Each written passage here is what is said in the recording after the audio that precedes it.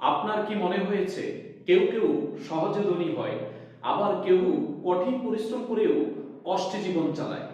এর কারণ কি? এর কারণ হচ্ছে মস্তিষ্কের সেট পয়েন্ট। এটি হলো আপনার অবচেতন বিশ্বাস, যা মস্তিষ্কে আপনার একটি সীমারেখা সেট করে।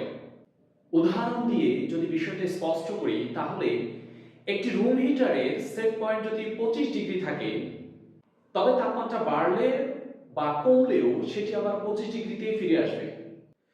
তেমনি আপনার অর্থ, স্বাস্থ্য ও সাফল্যের ক্ষেত্রেও আপনার মস্তিষ্ক আপনাকে আগের অবস্থায় ফিরিয়ে নিয়ে আসবে। তাহলে কিভাবে মস্তিষ্কের সেট পয়েন্ট তৈরি করবেন? ইতিবাচক বিশ্বাস তৈরি করেন, সকল মানুষদের সাথে সময় কাটান, প্রতিদিন নতুন দক্ষতা শিখুন, আপনার অবচেতন মনকে রিপ্রোগ্রামিং করুন, মস্তিষ্কের সেট পয়েন্ট বদলান। আপনার সাফল্য আপনার কাছে ধরা দিবে। আপনার মস্তিষ্কে সেট পয়েন্ট আপগ্রেড করতে চান? কমেন্টে জানান।